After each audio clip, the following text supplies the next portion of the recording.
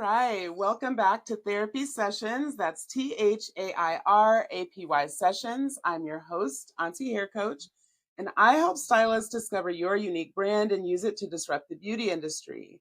I do this by interviewing real people, telling real stories about their beauty industry journey.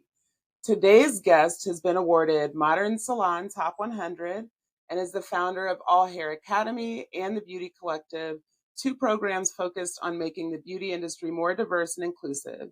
If you want to be inspired by someone who's had the audacity to say yes time and time again, you're going to want to tune into this one. Chrystal L has entered the chat. Welcome, Chrystal. Good morning. Good morning. So before we get started, my audience always kind of likes to know who they're dealing with. So let's just start off by tell us who you are, where did you grow up, give us some insight into what shaped you into the woman that we're going to learn more about today. Ooh, I always say, well, first off, thank you so much for inviting me. I'm super excited to be here.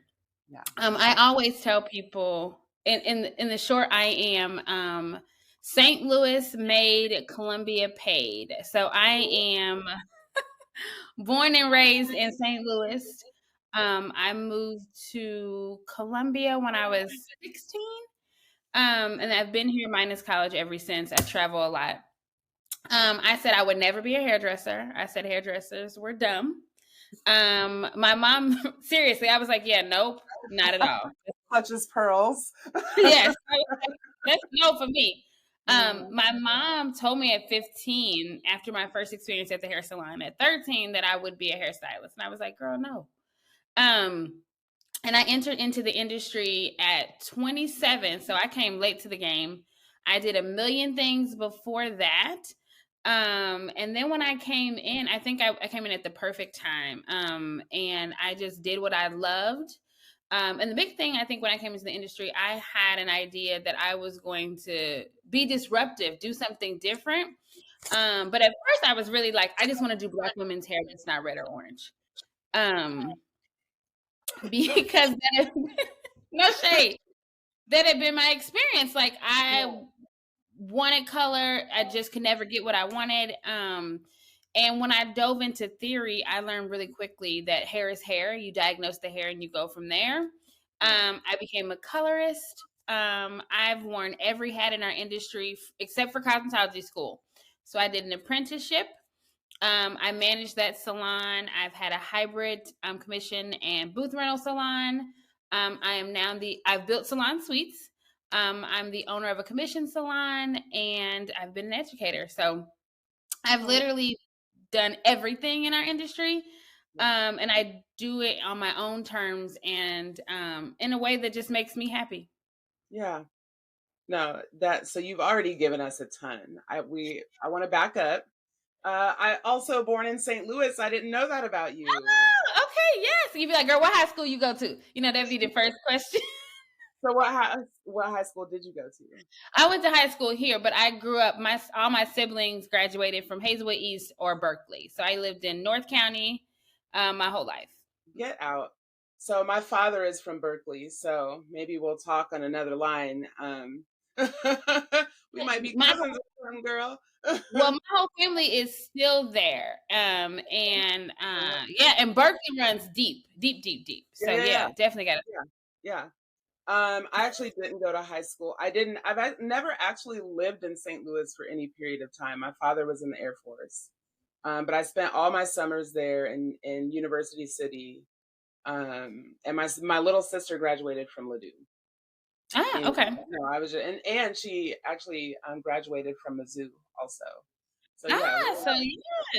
Here. Yeah. I might know your little sister. Right. So we'll definitely talk more about that later. We're not going to bore the listeners with our with our stories. Okay. So you said you never wanted to be a hairstylist. What was your dream for yourself before you ended up in an apprenticeship? What were you going to school for? So my dream was to go to school to be a teacher. And I'm gonna be real truthful. And I think it's like you can't be what you don't see. So for me growing up, the people who impacted me the most were my teachers, right? I never saw Black women outside of my teachers that I thought like made it, so I was like, I want to be a teacher. So I went to school for education. After 2 years, and I started doing my practicum, I realized I like my kid. I don't like kids like Word. that. Word. Yes. And I didn't like the politics of the school systems, just to be honest, where I lived. So I'm a person and always have been like, when I get bored with something, I'd be like, okay, it's time to try something new. So prior to hair, I worked in finance for the university where I helped manage about $14 million in funding. I work with minorities in sciences. I sold cars. I managed a dentist office. I worked retail. I managed at Target. So I literally did Jane of whatever all trades. Yes. And all that prepared me to be an entrepreneur because I knew I had been in so many different spaces of business that when I opened up, I was like, okay, the one thing that I do know is that I want this to be ran like a business. So it prepared me to get into hair, and I fell into that as well. My friend opened a salon, and one of our friends got married, and she needed help, and I helped her. And she was like, "Girl, you naturally talented." I was like, "Yeah, no." And she was like, "You should go to hair school." I was like, "Yeah," and pay them $17,000 to teach me what I already know. That's a pass for me. And that's how the apprenticeship was born. Okay, So I was definitely going to ask about that. Yeah, because yeah. I didn't even realize until very recently, just the last like year since I started, last maybe 2 years, that getting a license just through an apprenticeship was even a thing. So yeah, definitely walk us through that. What is that? What does that look like? So for me, it was fantastic, and I've actually trained other apprentices. So you have in Missouri, you have to do double the amount of hours. So it was 3,000 hours versus 1,500, but the same rules apply. So after 200 hours, you can do hair on the floor. So for us, the way we did it was I did a lot of the theory on my own. So we went through kind of like a timeline. I would do the theory, ask questions, and then the practical she would run me through, and then I would practice on mannequin heads. And then I was like, okay, I need some real people, and I want to do color. And I remember we had something like a Groupon, but it was called Big Deal. And I did a haircut and a highlight for $39. I sold 93 of them bad boys, and I did 87 in 90 days, and I was a color queen because the consistency of doing it, of learning, and I maintained, I would say 60% of those clients I maintained. So doing an apprenticeship was super dope because you're building a clientele as you're going. And so then when I was done, I had a clientele. I had like a 75% clientele. And at 1,500 hours, we had already agreed that I could start making money because there's no rules on like when you can pay or how you pay or who pays what. You just set the parameters yourself. So yeah, I started making money. When I finished at my 3,000 hours, I immediately went into booth rental, and then I was managing her salon at the same time, even prior to going into booth rental. So when you're doing your apprenticeship, what does it look like then for the practical? Is that all the testing and all of that to get licensed? Is that all still the same? It's all still the same. You get no breaks. You Okay. still, yeah, and it's actually harder, I thought, because I think honestly, like no shade to cosmetology schools, but their clear goal is to help you pass state board. So like it's geared toward that. The way you test, the way you learn, the practice, it's also you can go past state board. We did none of that, right? So we weren't timing anything. So when I went to go take my practical, I was like, I ain't never been time for no haircut. I don't like that mythology. Like I could do a 90-degree haircut.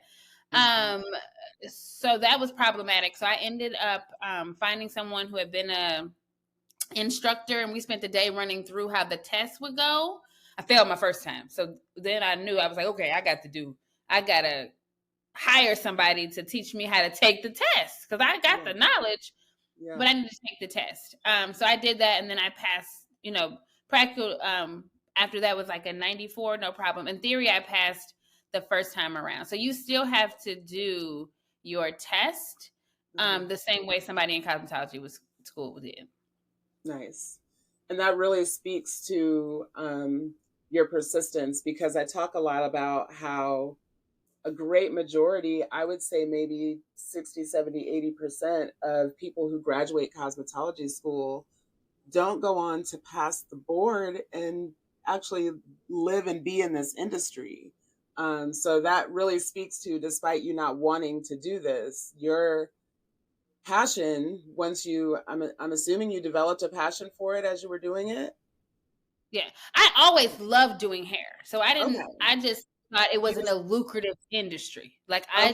the business models that I had seen was I literally see. like no shade to the industry. Like you be up early, you there late, you see a ton of people at one time. And I was like, that just seems stressful. And I never saw a stylist retire. I never saw anybody talk about retiring from behind the chair. I never saw.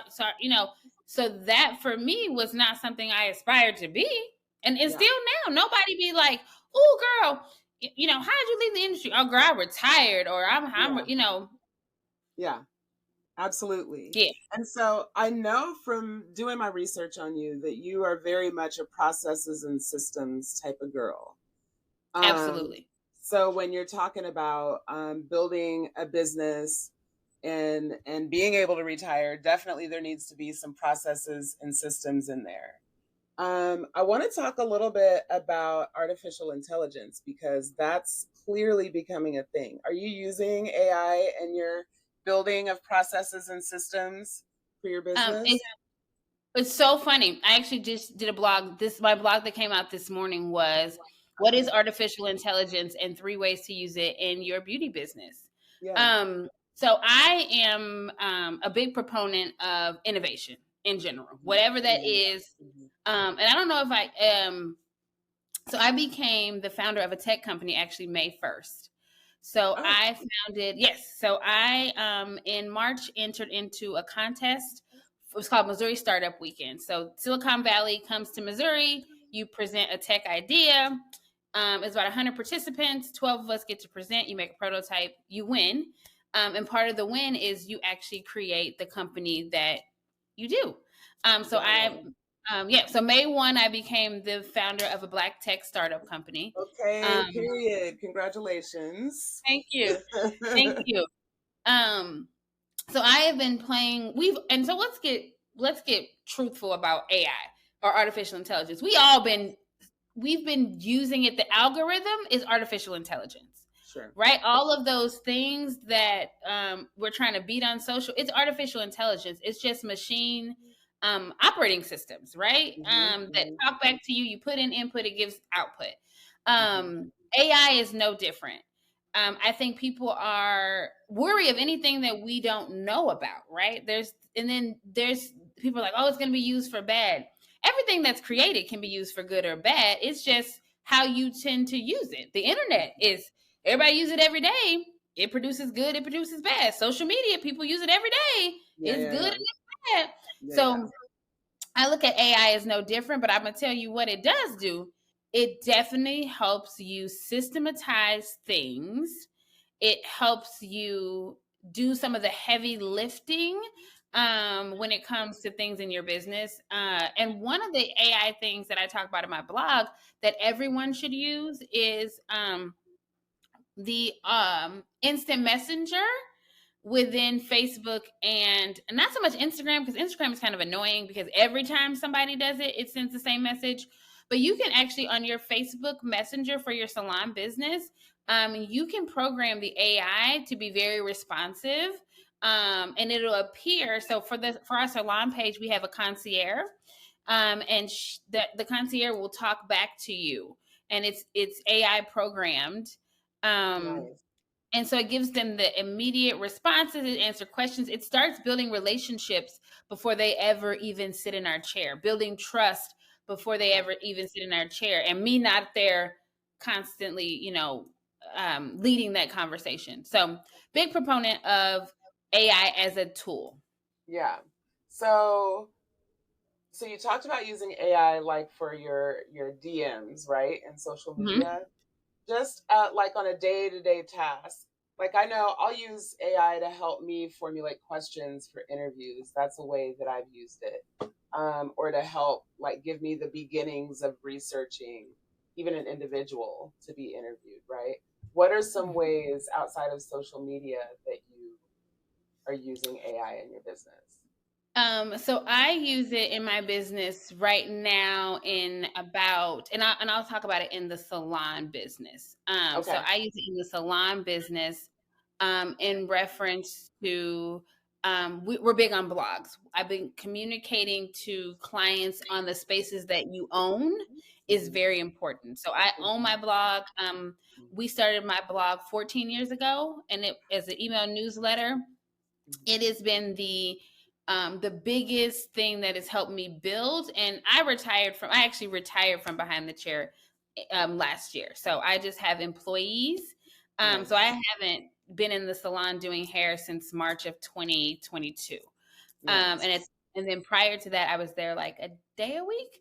Okay. But my clients, I've always been an educating stylist. Hmm. So we use our blog for that. So the way we use the AI with our blog is exactly how you kind of use it to research people. So we'll say, I might ask it, what are the top 25 things that people who have fine hair are researching and want to know more about?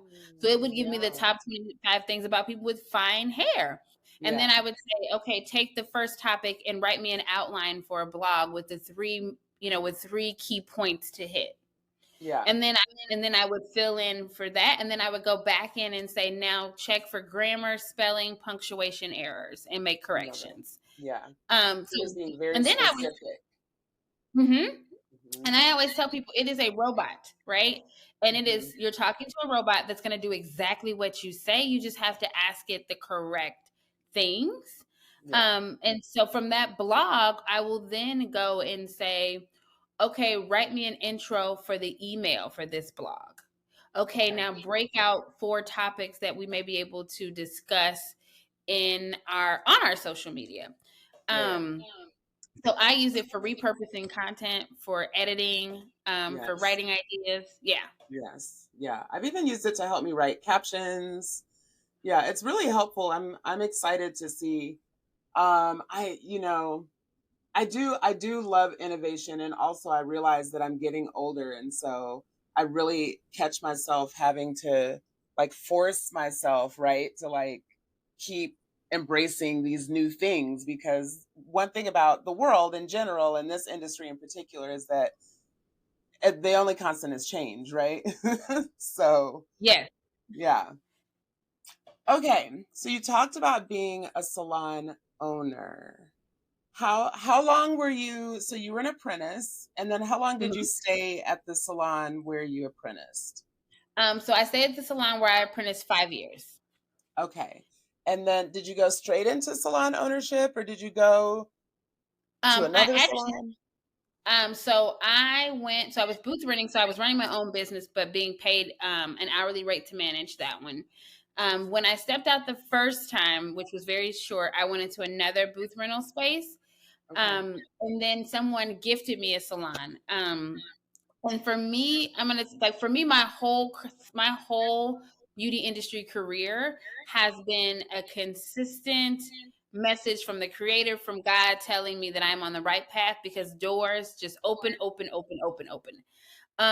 So I was in that space about 6 months, and then I went to go buy a salon, booster seat for kids, and a magazine rack. And this salon, her name was Carolyn. I ended up talking to Carolyn for like 45 minutes. She walked me out to my car, and she was like, "Have you ever thought about opening a salon?" I was like, "Yeah, girl, but I ain't got no money.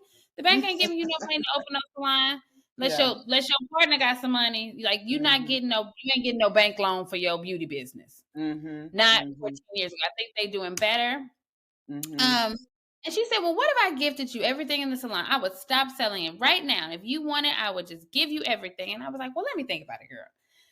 Wait, She was like, "All what? right." Yes. She literally was like, "Yeah." And so I, at the time, had 2 clients who I would consider very successful people. One had opened up a very large allergy and asthma company in town. And she was one of my Groupon clients. And I went to her and I said, hey, this opportunity came up.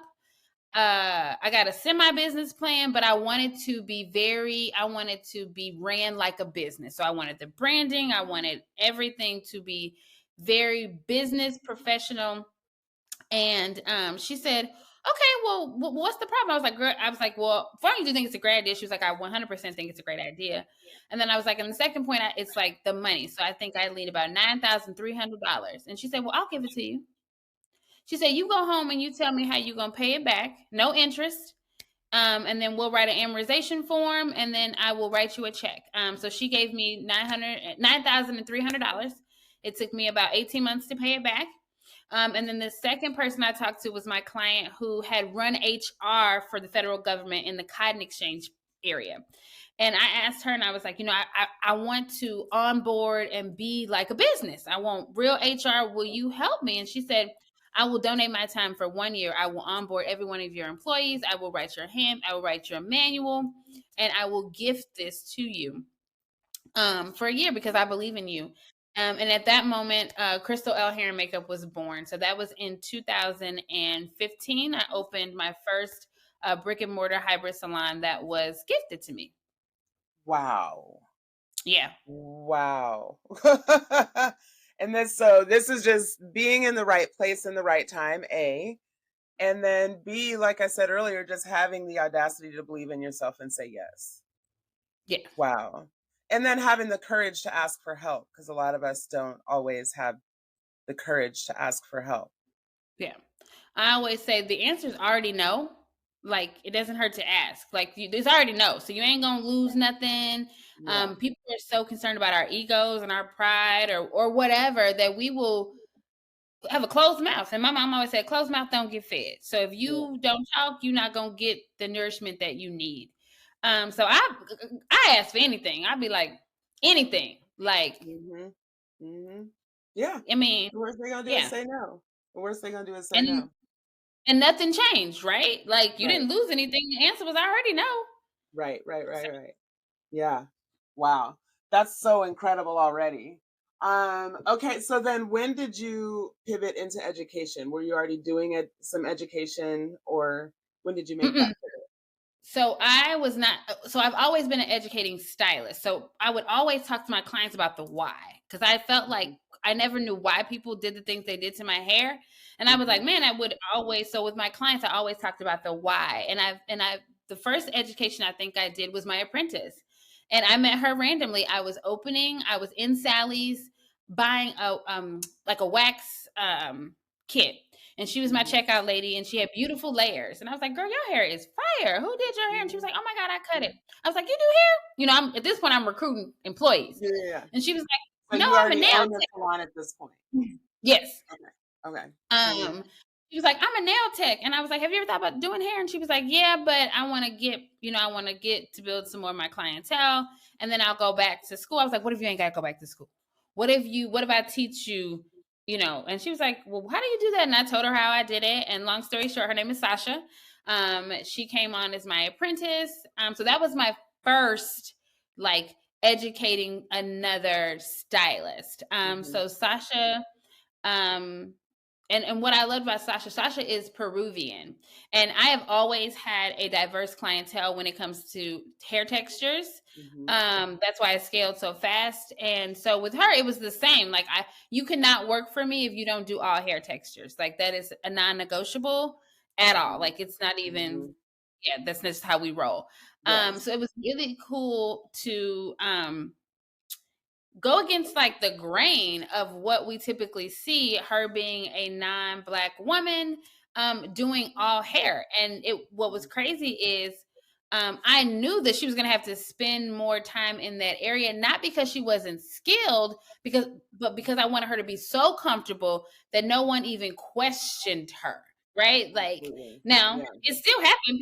My Black clients be looking at me like, girl, and I would have to give them the nod, be like, she got you. And then it would be fine. And she probably to this day has more highly textured clients than not. Wow. Awesome. So that was Awesome. my first dive into education. And then in 2019, I run a whole, which I never talk about this on social at all. I Okay. will start because I'm in a pivot right now with my business. Okay. Um, but I fell into weddings. There was nobody knew how to do curly hair.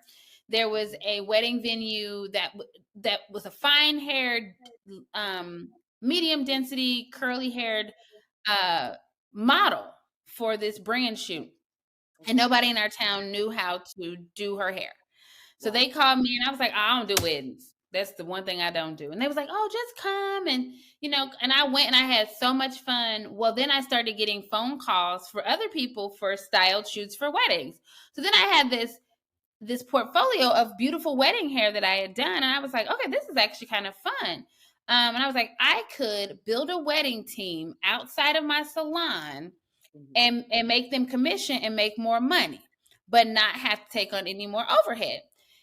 So in 2017, I created a separate entity where I hire stylists that work somewhere else and Mhm. makeup artists that work somewhere else. I do all the branding, we take care of all of the systems, and then I hire them at a commission rate to come in and do weddings with me. That's That great. became very, very lucrative. Yeah. Um, and so in 2019, I was like, man, I can teach this because this is a way for stylists to make more money, but not invest in a bigger building or training people or dealing with people on an everyday basis. If you're going to work on Saturday, why not make $5,000 on a Saturday than $1,000, right? And you're Absolutely. employing some other people to make some Mhm. more money too. Mhm. So I wrote a wedding course in 2019. That course has still never been released. Funny enough. And mostly because in 2019, so we got the course all done. Well, COVID happens in 2020. And So now there's alongside no of weddings.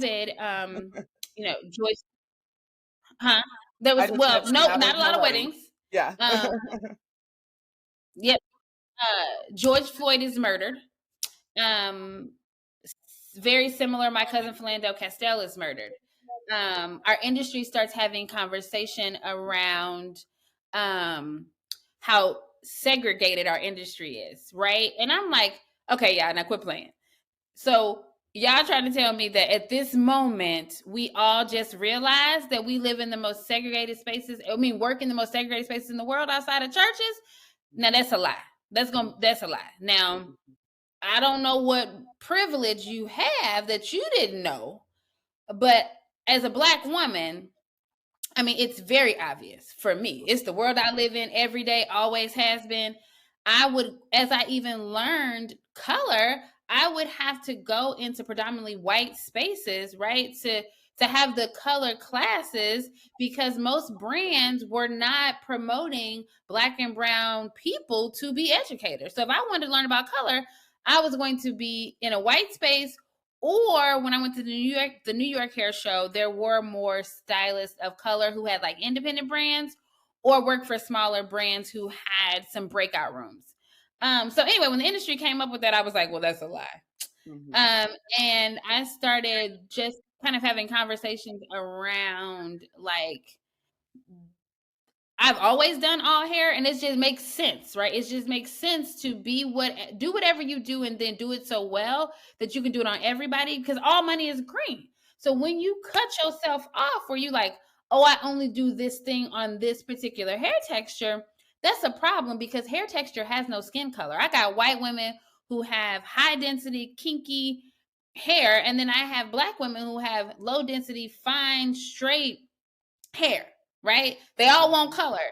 Mhm. So I began to have more conversations with people around what I had created.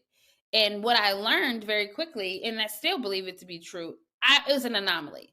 I don't feel like there are very many salons, one that are commissioned and or booth rent or a hybrid, that are integrated spaces. Mhm. And typically, what you will find is you will find white spaces with a token black stylist who is there to do quote unquote Eth- black people hair. Yeah.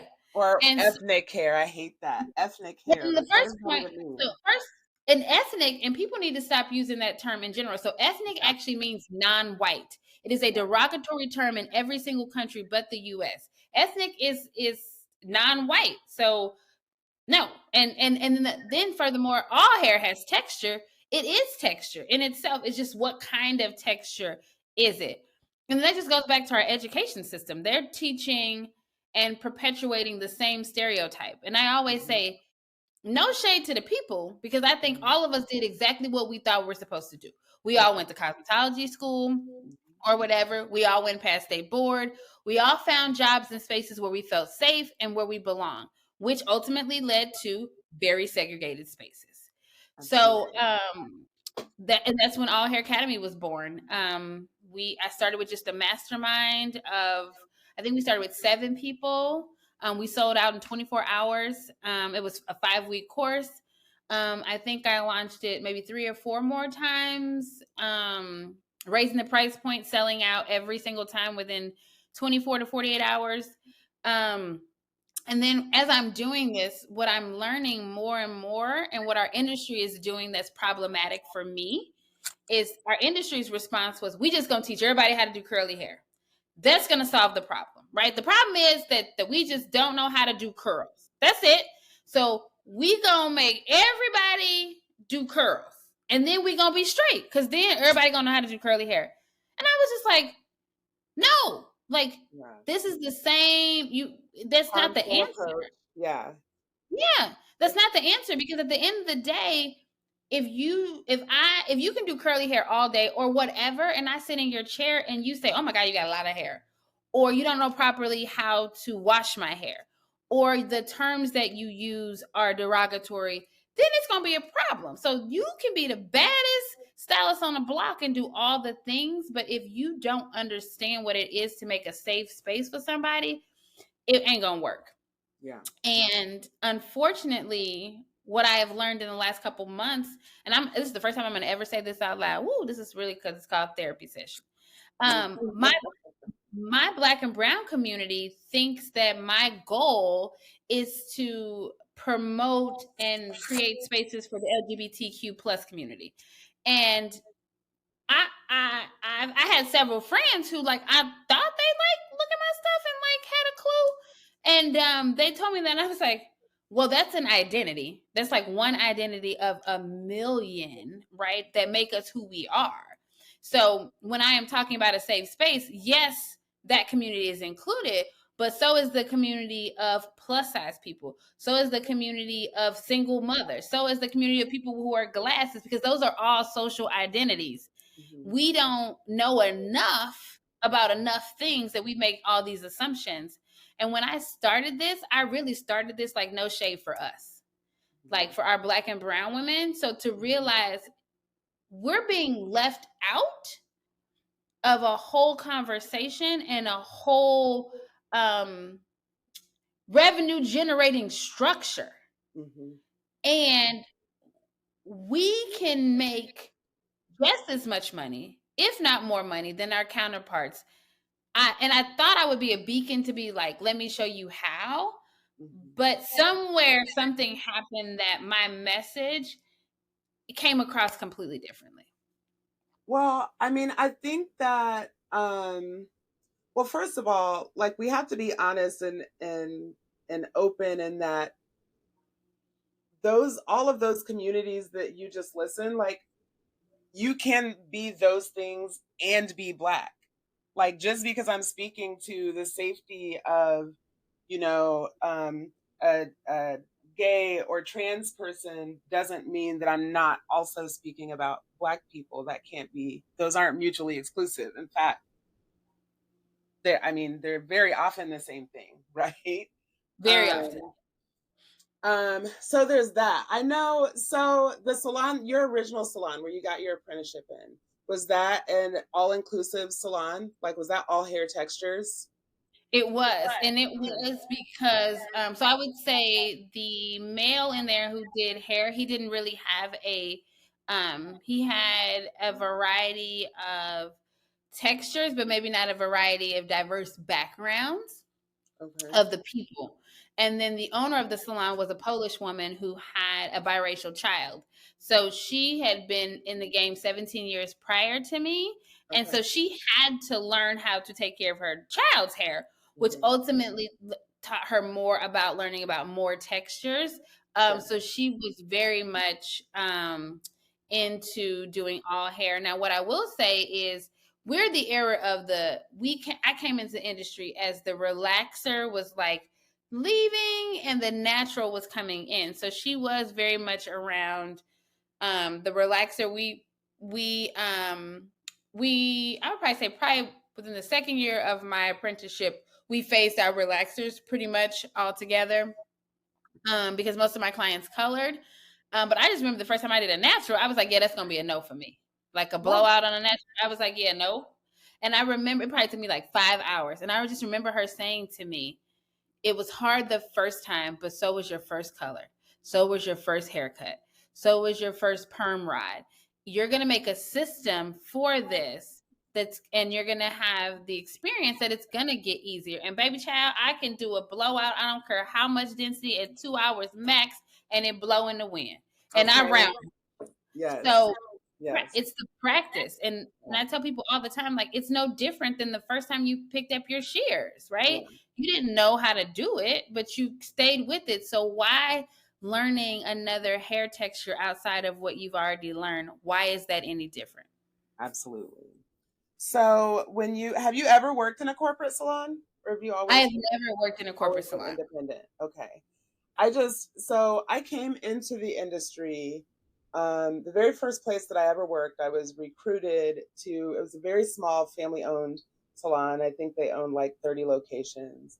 And after a few years, they sold to a corporate salon. So for the majority, well, at this point, it's not even the majority. I've been self employed for as long as I was in corporate at this point. Mm. And I often found myself, so I got into the education portion about 2 years in. I've been a stylist for 27 years, which is crazy. How long have you been licensed? I have been licensed for 14 years. That's it. Okay. Okay. Yeah. Well, that's it. That's a long time. That's a Yeah. long time. Yeah. Yeah. So I'm just thinking about all of the times. So I got into education about 2 years in. And I absolutely was the only Black or brown face in the room often. And remembered thinking, like, there's this whole piece that we don't have access to because we're not in these rooms. So, what you're doing is absolutely necessary. The salon that I worked at was actually more non Black people than anything. So that's how I learned, because I didn't learn anything in cosmetology school. It's very much like the other rest of the education system in that it is very test focused, right? So I didn't learn how to do hair. I learned how to pass the state board, which I did. Okay, so I'm hearing from the younger generation of stylists that the cosmetology curriculum in general needs kind of a complete overhaul.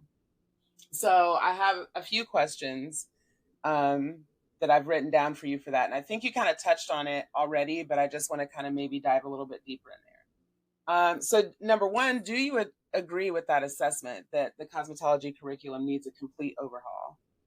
And if so, I'm sorry. Go ahead. Okay. No. And if you do, then what specific things would you address in the current curriculum as it is now? Okay, so you kind of cut out a little bit on me. So you're asking me, do I believe that it needs an overhaul? And then what was the second part of the question? And if so, then what specific things need to be addressed right away? Ooh, okay, yeah. So I 100% believe that it needs to be overhauled.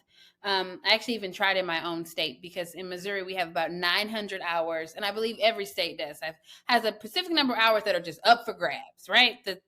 The school can teach whatever they want within those hours. Okay. So for me, if I was going to change the cosmetology book or the curriculum, the first thing I would do would be to make everyone learn the definition of texture, because I feel like that is the biggest problem. So and it's perpetuated throughout our entire our Industry. entire system and culture, right? Mhm. So when people hear texture or say the word texture, their immediate thought goes to curly, coily, wavy, kinky hair, right? That's what texture is, or black people, right? Mhm. No, texture is fine, medium, or oh my god, what am I missing? Fine, medium, or coarse. That's texture. Mhm. Um, Like so every that would hair be is textured, and right? every hair is textured, right? Yeah. So that would be the first thing. And then the second thing is instead of the add-on. So mad love to Milady for trying. I actually had a meeting with the vice president of Milady in January. And Milady's last edition, they created a whole beautiful section on quote unquote textured hair. Um, it is not an add-on. So it is a part of the system. So if I was to rewrite the curriculum, when we talk about haircutting, we would talk about it from the textures areas of haircutting. Yes. And then everything would be covered. When we Yeah. talked about color, so I would take what we currently have and instead of adding on this area, I would integrate it as it should be taught. Yes. Is what I would do. This is not an add-on; it is a part of. Yeah. Um, yeah, so that's what I Yeah. would do. So when we're talking about cutting hair, when you're cutting hair on a finer texture of hair, you need to be careful of these things because these are the problems you could potentially have with fine hair. In that Yeah, same vein, when we're doing very kinky curly hair, here's are the issues and problems and concern. But we're talking about hair cutting on and discussing hair each texture. texture. Yeah, yeah, yeah. Huh. Yeah, and that's how I educate. So, one of the things for me is if you hire me, like you cannot hire me and you be like, okay, Chrystal, we want you to come in and teach a color class on curly hair. Like I don't do that. So if you hire me and you say we want you to come in and teach a color class on creating pops of color or foiling or whatever, Hmm. I'm going to do it, and I'm going to do it on at minimum 2 hair textures. Hmm. So fine and curly, or straight and curly. So Hmm. you're going to sit through both. You don't have a choice because I Hmm. promise you're going to learn something that you didn't know. So you cannot hire me for a curly anything. Yeah. Like I don't do. Yes, I love that. That's good. Y'all gonna get this education, whether you want it or not. Yes. All right. So obviously, you have a knack for nurturing relationships and for networking because now someone then offered to apprentice you to get your license. Someone has given you a whole salon. Someone has donated the money, and someone has volunteered a year of their time for the free to onboard all of your people. So you clearly have a talent for networking and nurturing relationships. As an introvert myself, and I know a lot of my listeners are introverted, what tips can you provide for people who are introverted or who are concerned about coming across as awkward for cultivating relationships and networking with other stylists in the industry? So my first thing would be to say that you are perfectly made exactly how God the creator intended you to be. So I don't think you should change that. And I think you're going to be able to find your people by being your awkward, quirky self. Now, the thing is you got to put yourself in that space and in that room. And go into relationships not with what somebody can do for you, but what can you bring to the table for that person. And I think when you do that, Mhm. there's a kind of thing that happens respectively because they're like you're not going in being like what can I get but what can I give. Yes. And I think so often in relationships in general, people are always looking to be like, what can I get from this? If I meet Sandy or if I go to this thing, what can I get? I want to meet 5 stylists who do this, but versus what talents do I possess? Because then that makes us think about ourselves. And I think we don't do that enough. I think we sell Absolutely. ourselves short that we Hmm. think when we go networking, it's all about, I need to get this thing from this person versus like, you the bomb. You have Yeah. talents that nobody else has. How can you give that talent and skill or share that at your networking? Um, Yes. it would be what I would say there. And then be prepared, like have some questions or have some things that you would ask that relate to you, what you're good at. So if you and so some of the things about introverts is so funny. It's like introverts are great at being quiet. You're actually probably the best kind of stylist. You know why? Mhm. Because it is not your job to talk, it is your job to listen. And so many people spend so much time running their own mouth that Mhm. they miss the reason why the person is sitting in your chair. They don't care about you. Mhm. I in my chair, I listen twice as much as I talk. I Mhm. have so many people who I've been with who've been with me for years who know very little about me. When I went through a divorce, I remember somebody being like, "Oh my god, I didn't know you were going through a divorce." Well, why would you? Like you Yeah. ain't gonna never know. I Yeah. tell people just enough to be dangerous, especially the ones that sit in my chair. So Mhm. introverts have a lot to teach extroverts about what it is to actually be a good stylist. Mhm. Um, so yeah, I hope that answers the question. Yeah, no, absolutely. Absolutely. Okay, story time. I have 3 prompts, and I want you to just choose one and share any story that you wanna share. All right, so the first prompt is tell us about a time that you ruined somebody's hair behind the chair. The second is share the best beauty industry advice you've ever gotten. Or the third is share the worst beauty industry advice you've ever gotten. Oh, I want to do the best and worst. Can I do them both? You can do both. Do both. Okay. Okay. So I would say the best industry advice I ever gotten was actually from at that time my barber, and I want to give her a shout out because she actually just joined my program. Her name is Marsha Turner, and I had the opportunity to open the salon, and I was scared. I was just so fearful, and I had went to get my hair cut, and I told her I was like, "Girl, let me tell you what happened," and she said, nothing beats a failure except to not try. So at the end of the day, like if you go in and it don't work out, you did it. Like you tried, you learned. And what was so crazy is I live my life. That's the second thing I live my life by outside of the answers I already know. And I would probably say 3 months after I opened, Marsha closed her salon business and came and worked with me. Wow. Um, so that was, and she was in her own space, and she just said that she was like, "There's something about you." Even in your interview process, when I interview people, I say, "What do you want to be? Like, what do you want to be in 5 years? How can I Mhm. help you get there?" Because Mhm. everybody doesn't want to be under me, which is perfectly Absolutely. fine. Yeah. So you just want to know where people want to go so that you can help them get there and be okay with that. And then the worst industry advice I ever got was, and it was my own fault, but it was that live in flow. And at first, because of at that time, I was having a complete shift in my life, right? I had been the hustle culture, like everything had to be hard. And if it wasn't hard, it wasn't meant to be.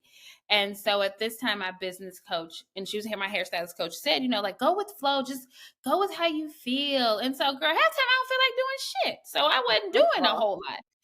you know, and things were happening. Like I was mhm. learning how to be in my feminine, as I called it. I was learning how Mhm. to be in flow. And I did that for a little too long. And not that doors closed or things didn't happen, because I truly believe that whenever I get there, what's meant for me will still be there for me. But we have to live in balance. And that balance is understanding that sometimes you have to do things you don't feel like doing. And sometimes when you don't feel like doing it, it's okay too. But there is no such thing as constant ease in Right. life. Yeah. Yeah. No, that's so good. So good. What is the most important part of your story, Crystal? Um, I would say the most important part of my story would be that I just would say that you can be anything you want to be. Like, that there is nothing in this industry that's not attainable for you if you put in the work, make the connections, and just don't give up. And be yourself. Like walk into the rooms as yourself, because that is exactly how God the creator intended you to be. Mhm. Um and that's the lesson I'm learning every single day, continuously, that the more I show up as me, the Yeah. more success, quote unquote, Mhm. or the more joy I have in the things that I get to do every day. Absolutely. Um, we're gonna start winding down here in a bit, but I actually just realized that you gave us a little nugget a little bit ago, and this might be something that is helpful. I have also gone through a divorce while being a hairstylist, and that's a really draining, like taxing emotionally thing, right? And so then you're going into the salon and your clients have their own thing going on, right? How do you, and I know you're retired now, but when you were behind the chair, but I mean, even as a business owner, you still, yeah, yeah, yeah. How do you navigate like life and just all of the things, right, that life does? And then you still go into these spaces and you need to be on, right? How do you navigate that? So imagine going through two divorces, girl. I'd have been through two while being, Wow. yeah, deuces, girl. Yes, I'm getting married again. Third Good for time's a you, charm. though. I don't have anybody now, but I'm working Would on you it. get married again? Absolutely. Okay. It was, and it's because I dated a dude who told me, he was like, there are over 1 billion people on the planet. You're gonna let two keep you from ever doing it again? Facts. Yeah. And I was like, no, I'm not. So Yeah. I would definitely do it again. But Okay. I have always been a person like, good, bad, or indifferent. My mother taught me that sometimes you just got to put your big girl panties on and do what you got to do. Mhm. And that is pushing down emotions. And I did that for 37 years of my life in every aspect of my life, which is not healthy. So going through the divorces was really easy for me to shut off the emotional thing and do the job, because Mhm. that job, there was a why behind having to show up and do it well. I had 3 children. And at the end Mhm. of the day, when I walked in there, I had to be the best for them, Mhm. because that's what paid my bills. And Mhm. I already had unlocked the formula of what it took to be a good stylist, which was to educate your clients on the why, to listen as much as I talked, and to make them feel seen and heard every single time they were in my presence. And that required me to make myself small, which most of the time really worked well because I didn't want to talk about the stuff anyway. Um, Mhm. so I would say that's how I navigated the divorces. Now the flip side of that is, um, I also I wasn't taking care of myself doing those things. So about 3 years ago, I got a therapist, and I'm a proponent of therapy. May is Mental Health Month. Get you Yes. a licensed therapist, not your Okay. girlfriend, or your best friend, because anybody who gives you advice, and even professionals, but at least they got a rule book they following. Mhm. But anybody who gives you advice gives you from their lens of experience, and no shade to them, but if you ask about whatever, they're going to base it off their experiences, and that is bias in itself. Absolutely. um so I would say, yeah, now therapy, having friends who give me advice who have also done therapy. Yeah. Yes. Good stuff. Good stuff. Um, what about your career makes your heart beat fast? Learning something new. Um, I would say right now, this is the first time in 14 years that I'm in a space where I am not the expert. So founding a tech company, I'm the expert in what I'm doing. So I'm creating a tool for the beauty industry to solve the problem that I have seen, that I face, that I see so many stylists face every single day. And that's being profitable and scalable and building a business you can retire from. Um, but now I'm in a space where no one looks like me. Mhm. It is very white male dominated, and I don't know anything about anything when it comes to what I'm doing, in a way of like what I'm creating. But Yeah. what I also learned, that they don't know what the hell they doing either. Facts. So it's like, I was like, you can find a book on anything, right? And I Yeah. was like, was there a book on making a startup? Yeah. Like, is there a book that got like a roadmap? No. So to Okay. me, they winging it, and I'm learning that every Okay. day. And people There's tell surely me, there's a what's funny is YouTube everybody I tutorial talk or to, they're like, something out there. yeah. they're like, it's gonna be hard. Yeah, Everybody's yeah, like, yeah. it's hard. Facts. And I have one of the most amazing like mentors. And it's so funny because this man, um I don't even know how he became my mentor, but he is one of the original founders of Netscape and JavaScript. So he's been in the game for a very long time. And he told me, we met on Friday, and I was like, I'm underwhelmed with this. Like, I expected it to be super hard. And he was like, oh, it's not hard. There'll be times where you have like an emotional up and down. But when you are in a space where you are supposed to be, it's not hard. And I believe that. So right now, this is different. It makes my heart beat. I'm super excited. Um, yeah, so I would be like right now founding a tech company, um, shifting my entire behind the business. So I just May 31, I guess I can say this will come out after May 31. I will officially have sold the my I would say my client behind the chair business to one of the stylists who works for me. That's And then the beautiful. brand is fully transitioning into a luxury hair and wedding makeup. So Chrystal L hair and makeup will just be weddings. We are currently in Columbia. We'll expand to St. Louis, Kansas City, and then Springfield. So And so will you still be releasing that wedding uh what did you course. call it? Course. Yes, thank you. Yes, I will, because now it'll go hand in hand. And Yeah. what's so funny is like it was invented in 2019. By that time I had already been doing it for 2 years, and we've been doing it very lucratively since then.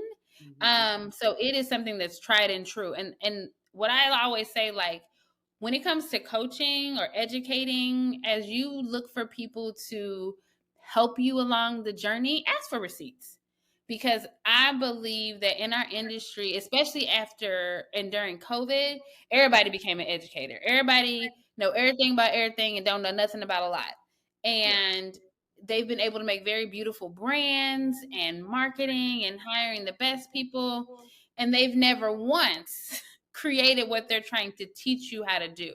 Mm. Um, and so the gift of discernment is an amazing thing to have, especially as you navigate finding coaches and mentors to help you get to the next level. Love that. Okay, so final question. If baby Chrystal, or I'm sorry, Chrystal now today, Chrystal L today, could talk to baby Chrystal 13, 14 years ago, at the beginning of your cosmetology journey, what advice would you give her?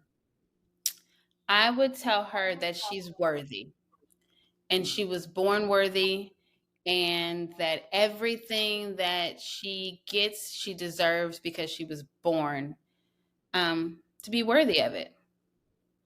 That's so beautiful. I love it. You're so inspiring. I just love every time one of your videos comes down my page. I just love it so much. And I don't, I'm really working hard on interacting more with social media and being more present on social media. But I love your page. I love everything you're doing. I'm so excited for you and all you have coming up. And I look forward to watching your brand continue to evolve. Thank you so much, Chrystal. I appreciate you. Thank you so much for having me here, and I appreciate just the opportunity to hang out with you and your audience, and sharing them with me. Thank you. Yes. Tell my audience how they can find you.